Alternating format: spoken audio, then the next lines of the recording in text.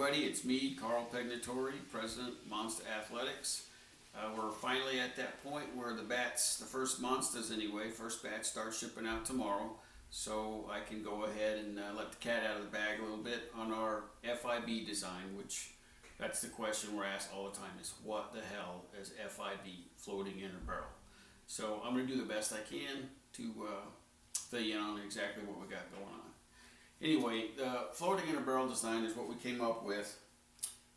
We wanted to make a bat that was a great performing bat with a low compression ball, but also you could take it to your league night and hit the balls that are a little bit harder, a little bit better, and also get you some durability out of it, hopefully about a couple thousand swings. And so far, that's what we've done. All the bats that we've tested have been great.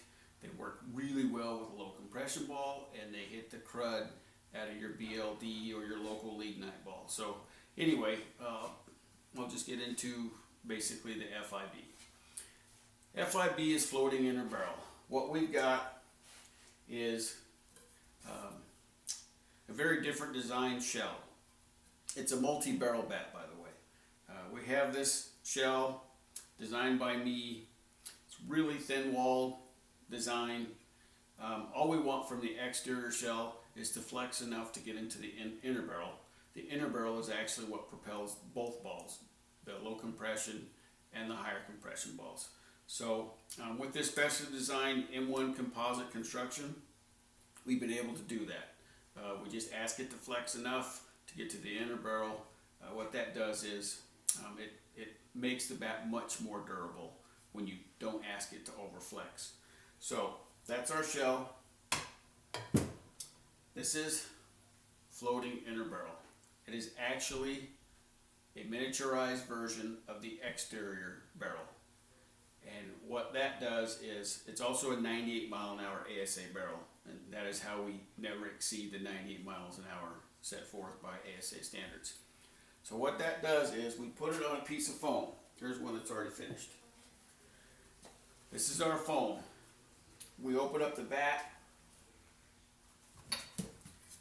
and we insert the inner barrel that's been placed on the foam.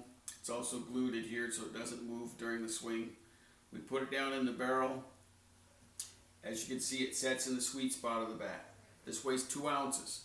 So our bat's basically, there's not really an end load, but it's not a balanced bat either. We're kind of in the middle. Is it a mid load? Is it an end load? You be the judge. But anyway, what happens is, as you can see, since it's not actually physically attached to any part of the bat, it literally floats. I'll show you a little bit. But you can see there's a gap there, and it doesn't stay the same. It changes, it differs, it just moves around. So when the ball hits the outer shell, it pushes this back into the back shell, compresses the inner barrel, and you get a 4-wall spring effect. Very different. I've gone round and round with people on Softball Fans and Facebook about my bat being a multi-wall. It is not. As you can clearly see, it's a multi-barrel bat. I'm getting a 4-wall spring effect by having the inner barrel float. And that's kind of the secret to our design, is you're going to get flex from the outer barrel, flex from the inner barrel, front side, flex from the inner barrel backside, and flex from the outer barrel backside. Therefore, 4 walls. It spreads out the energy, helps with the durability, and anytime you can get 4 springs instead of 1, you're going to get better performance. And that's the secret in our inner barrel, floating inner barrel design. So anyway, these are our different models that we got.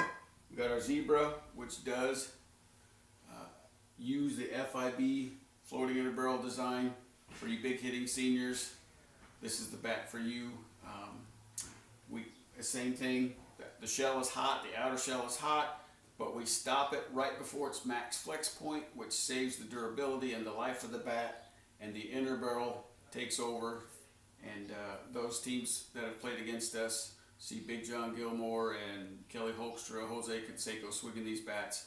They get several hundred swings out of our Zebra, and they only get about 10 or 20 out of the other bats that are being made today. Here's our 2-piece fossil. our One Piece Fossil. These bats have been on the market for about 2 months, doing very well. Seem to be growing in popularity. And of course, here's our ASA Monster, which you guys are going to be getting probably Tuesday. They'll go out tomorrow, and some of you will get them next day, I'm sure. So anyway, hopefully that explains a little bit about what we're doing here. We're really happy with the results that we're getting from our bats.